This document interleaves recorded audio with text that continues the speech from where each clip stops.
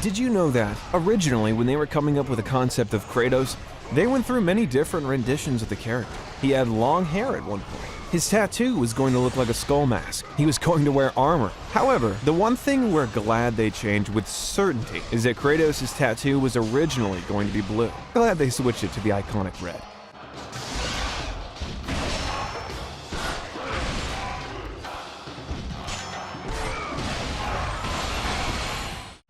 Athena! You will suffer for this! God of War games are known for their epic boss battles and insanely high-quality set pieces. However, in the case of God of War 2, this is even more prevalent. God of War 2 has a total of 14 boss fights, meaning it's the game with the most boss fights in the series. It's followed by God of War 3, with 9 boss fights, and Ghost of Sparta with 6. Not to mention, God of War 2 is also widely recognized as the toughest game in the franchise, with the most brutal battles at high difficulty.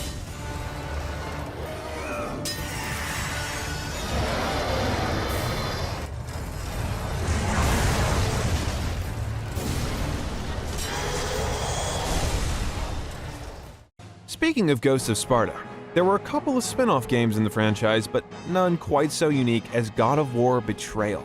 Betrayal is quite literally the only game in the franchise that was never released on a Sony PlayStation platform. Not to mention, it's also the only game in the God of War franchise that doesn't have any bonus costumes.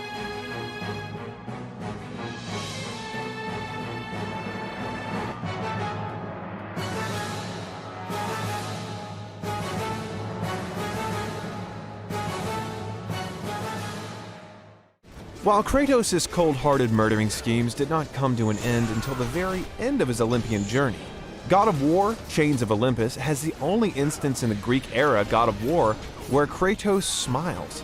He is seen smiling when holding his daughter in the air. This was the only instance of Kratos smiling up until God of War 2018, where Kratos is seen smiling with Atreus.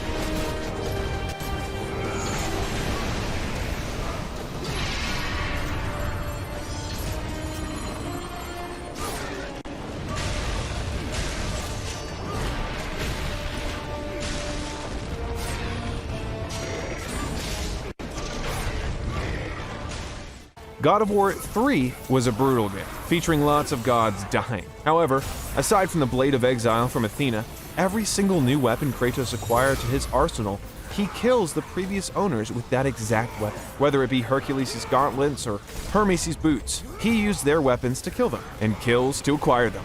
Kratos, your death will not be a gentle one.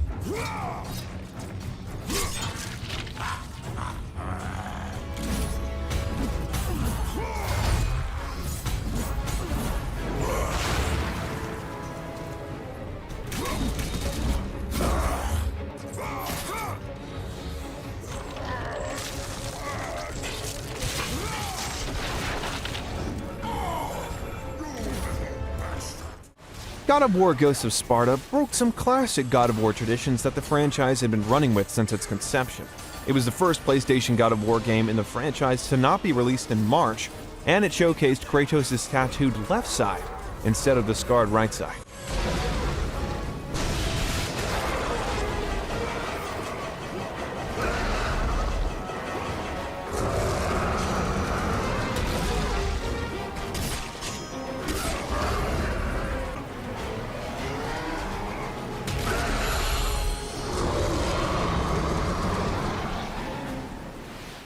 While we know that Athena is one of the mainstay characters in the franchise, and has almost always been the one helping Kratos and fueling his vengeance.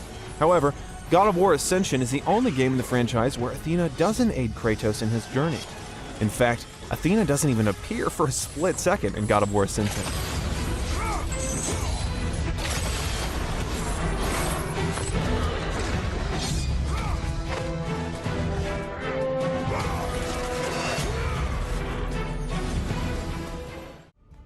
While most people think that this is the first time God of War has entered into a different mythology, it is indeed not the case.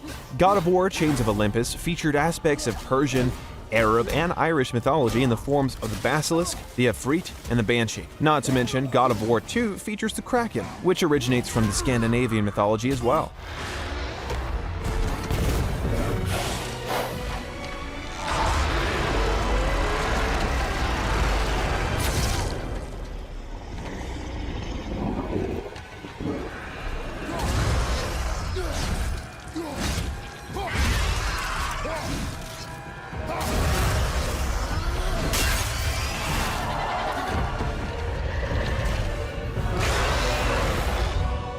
God of War Ragnarok is the upcoming game in the franchise. And while not much is known about the game yet, there is one thing confirmed and is quite different for the series. Instead of being a trilogy like the original series, God of War Ragnarok will conclude the Norse saga, meaning that Kratos' time in the Norse pantheon will be over by the end of Ragnarok, and he will either move on to a different pantheon or perhaps have a brutal end like most people were expecting.